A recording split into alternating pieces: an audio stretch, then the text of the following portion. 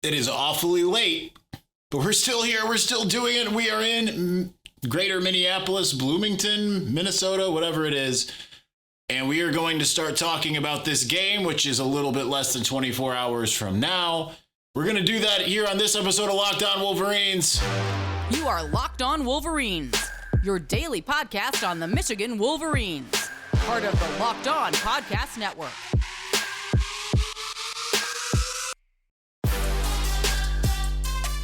Happy Friday. We are back here and doing it. Locked On Wolverines podcast, part of the Locked On Podcast Network, where it's your team every day. I'm your man on the ground, Isaiah Hole, publisher of Wolverines Wire through USA Today Sports Media Group. A little hampered by Chicago traffic, because yes, as I said before, I drove here to Minneapolis. No flight. Second straight road game in Minneapolis that I have driven to.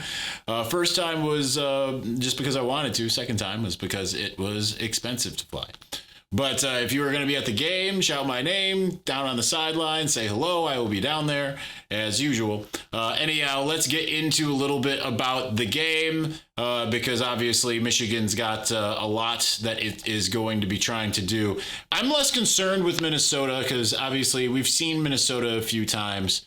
I am not particularly buying in on Ethan Kaliak-Manis. I do want to pull up some stats here because we are on the road. That means I am using my phone instead of my computer. And it is a little bit more of a iffy scenario, right? Because it's just easy just to turn my head and look at the computer. So Minnesota, Ethan Kaliak-Manis is the passer. He's definitely not Tanner Morgan. He is averaging 149 yards a game. So that's not ideal. It's through 5 games. He is completing less than 60% of his passes, and he's thrown 5 touchdowns and 4 interceptions. That is a big yikes. Just to make a comparison here, Tanner Morgan, I mean, he only averaged 153.6 yards per game. That wasn't exactly his best year, 2022. The year before, 157. I mean, it's kind of consistent with what Minnesota is, but he was 250 yards a game in 2019 when he kind of burst on the scene, right? So Ethan Kaliak-Manis kind of following in the Tanner Morgan bad years, except for he's only averaging 6.2 yards per attempt and obviously is close to being underwater on the touchdown to interception ratio. So that is not an ideal scenario. When it comes to what the Minnesota defense allows, they are allowing an average of, it doesn't give me an average here on this site, but they've given up as far as, well, I'm on passing, that's why. We'll get to that here in a moment. Let's go rushing and then we'll continue on. Again, kind of at a loss without my computer here. But they are averaging 193 yards a game. So that is good, of course. That is a good number. Darius Taylor is their main guy. He is averaging 133 yards a game.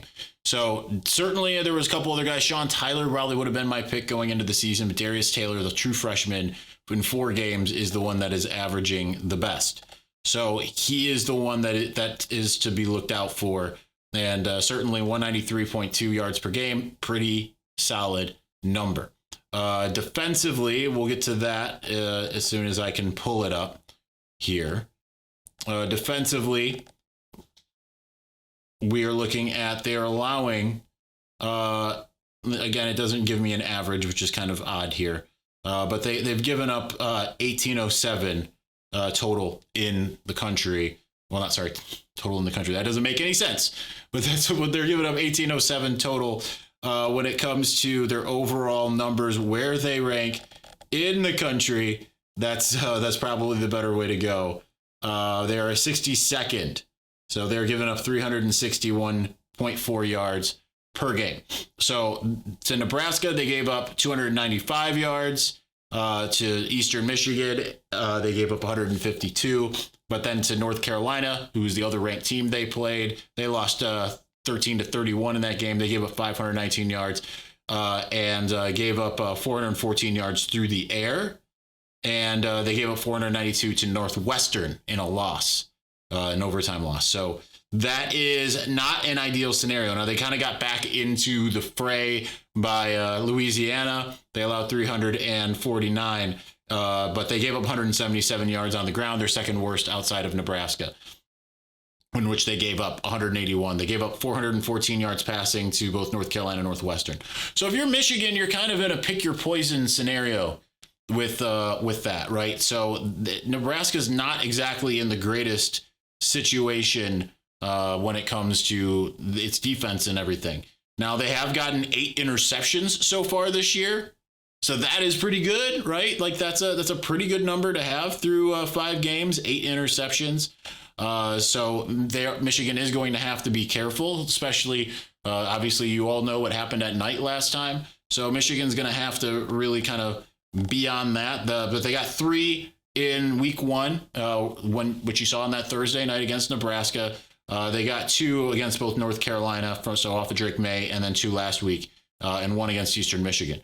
So the kind of feast or famine. Tyler Newman is the one that leads that as far as that's concerned. As far as miscellaneous defense and all of that, Trayvon Jones has got 4 passes broken up. He and Justin Wally lead the team in that, and they have 16 passes broken up. They've allowed 17 on their end. QB hurries, they have 23. So Ja Joyner is the main. He has got 4, and Devin Williams has 5. So that's what you need to know about that. But ultimately, to me, it has less to do. I wanted to go over the stats, but it has less to do with what Michigan's going up against. Nebraska is not really elite at anything. They are generally very solid. This year, they are certainly kind of taking a step back here. But to me, it's all about Michigan because they've allowed rushing yards. They've allowed passing yards. Michigan can do both. Certainly, they're probably going to take one or the other away. If they just say, we're just going to try our best to stop it, it's probably not going to go well. If they try to bait JJ into interceptions, I do believe the glitch has been fixed from the Bowling Green week. But I mean, it is a little bit of a different scenario, right? It might not be as big or as daunting of a stadium at TCF Bank Stadium compared to Memorial Stadium, but it's going to be raucous. It's going to be night game. It's going to be all of that. And if any of those teams like Georgia, who plays Kentucky, if they falter, certainly Michigan is going to have it on its mind like we could be number 1 after all of this is said and done. And that might not necessarily be the best mindset to have, to be honest. So if you're Michigan, you've just got to mind your P's and Q's and do what you need to do. Let's get into a little bit about what I want to see from Michigan in this game. And I'll give you a couple bold predictions, and then I'll give you a score prediction in segment 2.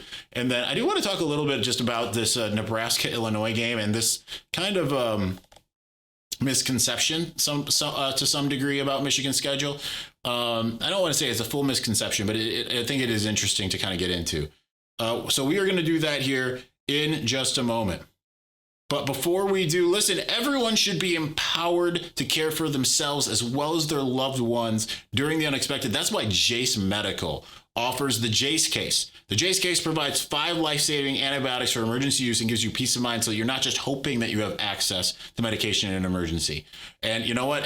I got one for Sarah and the boys. So excited that they'll have that in case anything happens, in case there's another pandemic, in case the apocalypse comes, whatever it may be. They are protected. They're ready to go. I am very, very happy to have that peace of mind for them. So Jace Medical makes sure that you have the medication in hand, and Jace Medical is simple. They handle everything from the online evaluation to licensed pharmacy medication delivery, ongoing consultation, and care. Don't get caught unprepared. It was so easy. It took me a matter of 5 minutes. I was kind of delaying it for a minute, and I'm like, I need to do this. I want to do this.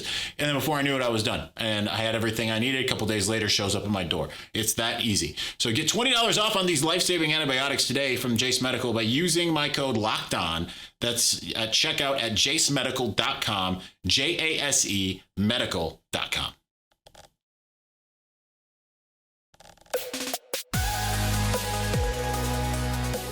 All right, so as we continue to talk about this upcoming game tomorrow night, and tomorrow, by the way, we will have the mailbag. We'll do that in the morning before I want to get that done before Ohio State, Maryland, and I'm going to run some errands and stuff because one idiot forgot to bring a jacket, and it's going to be at best 50 degrees at kickoff. So we will for sure get the mailbag up and go from there. So anyway, it's for me, it's all about Michigan, and this is the type of game where I think if Michigan's able to run the ball, I think that is absolutely crucial, right? Because they do have a big line, and everyone's going to try to stop Michigan's run game. Now, increasingly they have not been able to. So I think if I'm Michigan, as much as you want to be balanced, because the run game is only kind of starting to get going, I do kind of what you did last week. Give JJ like 15 passes and see what he can do with them. Obviously, he's doing a phenomenal job. He leads the nation in QBR, and he's getting all kinds of accolades from the people who know better than the average fan, right? The PFFs of the world, the Bill Connollys of the world, who are watching J.J. McCarthy. Heck, he got a lot of accolades from Urban Meyer on the Urban Analysis earlier this week on BTN. So that's something that they need to do, is to continue to, I think, hammer the run and supplement with the pass. Now, I'd love to see that the touchdowns continue to go up for Roman Wilson, right? It's going to be easier said than done, because now that he's leading the country with 8 touchdown receptions, he's going to start getting a heck of a lot more attention. He's going to start getting bracketed in ways that he wasn't, and that's going to continue. The good news is he's continued to find ways to get open, even though I'm sure he's been a danger player. He's a guy that's been circled on the depth chart for a lot of these teams. Yet he's still out there able to do what he's been doing. So that's the good news.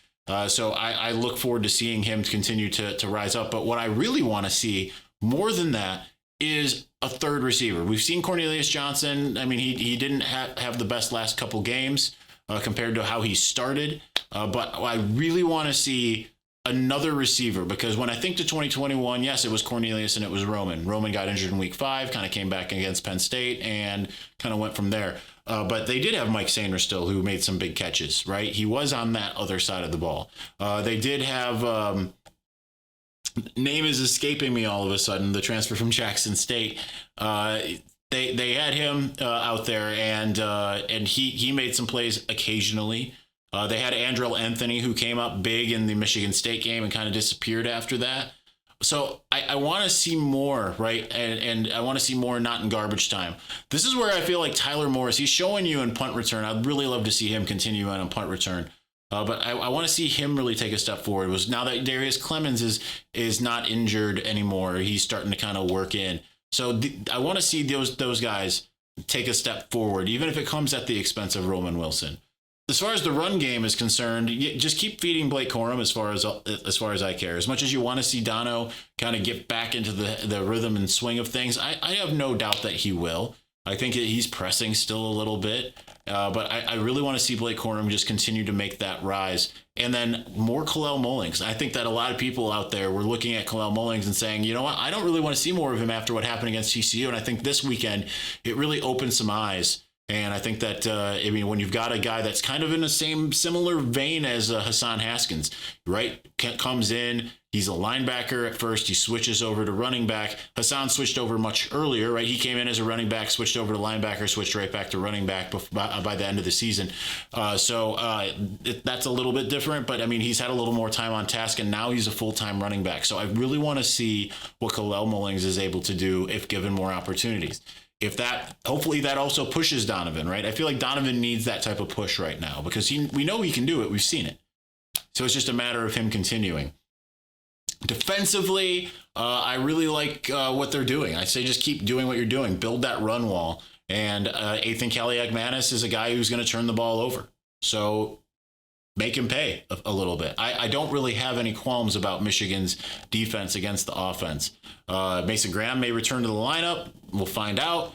That would make them even more, because they did such a good job. When I looked at that Nebraska game, kind of in retrospect, they had about 300 yards total in the game, but I think it was 130 something of those yards came after Michigan had the game beyond well in hand. Obviously, the 101 rushing yards was bolstered by a 74-yard touchdown after Michigan was already up 45-0. So that Michigan certainly is doing a great job defensively, and it's not necessarily, even when you look at what other teams are doing as far as yardage, it doesn't matter compared to the scoring. That's why Michigan leads the country in scoring defense. So I'm good with that. So here are my predictions. I'm going to give you 3 bold predictions for this game. I'm going to go with number 1. Michigan gets 2 interceptions in the game. I don't think that's necessarily super bold, but that's still hard to do, right? Especially because that going into this game, PJ Fleck is really going to try to put Ethan Kaliak-Manis in the best place where they can succeed.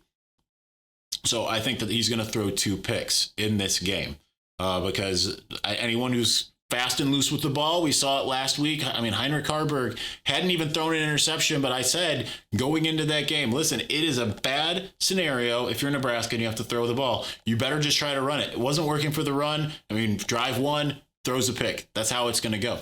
Number 2, I think that what was my second one? I do have a second bold prediction. Nebraska gets a season low when it comes to total output on offense. I don't think that's necessarily a huge one, right? But I'll even go as far as to go and say they'll have a season low as far as passing in a game and rushing in a game. Let's take a quick look at what they've done in terms of their game log here and what they've done in passing and rushing in a game. So most rush yards least amount of rush yards they got was 55 against Nebraska. Now, they were trying to pass the ball a heck of a lot more in that game. But I'm going to hold to that. I guess all bets are off if Michigan is up 45-0 and you've got just, the walk-ons coming on. But I'm going to hold to this. And then the least amount, rather, of passing yards was against Eastern Michigan, 117. I just think they're going to be in a bind. They're going to be an absolute bind. So, yes, I am predicting Michigan gives up about 160-something yards in this game. I just don't think Nebraska's got a good offense, right? So, there's that. So, my next one is Blake Corum gets 3 rushing touchdowns. That's the next one. As far as rushing touchdowns are concerned, Nebraska's only given up 4 all year. And I think that Blake Corum will get 3 because I think that Michigan's just going to feed him. They're going to get down there. And I just think they're going to be methodical in this game. So with that said, what's my final score prediction? I really wanted to give Nebraska a touchdown and a field goal. I'll give them maybe a touchdown and a safety. Or whatever. I'm not giving any team that is not impressive as I said Nebraska, Minnesota. I'm not giving Minnesota any kind of kudos for their scoring, right? When it comes to their scoring offense, Minnesota is ranked. See, this is the problem when I'm go spur of the moment. 97th in the country. They're averaging 24 points a game. That said, when you look at what they've put out here and there, I'm going to just take one quick look here. They've against the least amount that they've scored was 13 against North Carolina. That was at North Carolina. And they actually they scored 13 as well against Nebraska. Michigan's got a better defense than either of those. So I think Michigan holds them to single digits. However, they get to 9, maybe it's only 7. I think that Michigan's going to be able to really hold them down as far as that's concerned. So I have Michigan winning 35-9. I'm going to at least give them the 3 field goals. Maybe Michigan makes a mistake. Maybe they just, they get enough, right? Just, the 25 to, I don't know, the 40. And they do that a couple times. And then they try to kick a 57-yard field goal. And maybe they hit it. I don't know. That's where we're at with that. So, all right, I do want to continue on. I want to talk about something that I think that is really interesting when you look at Michigan's opponents. We're going to get to that here in just a moment. But before we do that, listen, Prize Picks. It's an amazing, amazing, fun thing to do. It's really simple to play, and I can make my picks and submit my entry in less than 60 seconds. You remember me talking about Prize Picks before. It's been a year, but the great thing about Prize Picks is you get quick withdrawals, easy gameplay, an enormous selection of players and stat types. That's what makes it the Prize Picks the #1 daily fantasy sports app. That's what it is. It's amazing. Prize Picks offers weekly promotions that can lead to big payouts like Taco Tuesday. Each Tuesday, Prize Picks discounts select player projections up to 25% to provide even more value. And Prize Picks now even offers Apple Pay for quick and easy deposits into your account this football season. So the thing that I love about it, obviously, is the fast withdrawals, but it's just the fast that you don't even have to think about it. You can go in, you can look, you can find the players you want to pick. to make your weekly fantasy deal or daily fantasy deal, and then you're just done, right? It's so easy. It's something you don't even have to think about. So go to prizepicks.com/LockedOnCollege and use the code LockedOnCollege for first deposit match up to $100. So again, prizepicks.com/LockedOnCollege. Use the code LockedOnCollege for the deposit match of up to $100. Daily fantasy sports made easy. That's Prize Picks.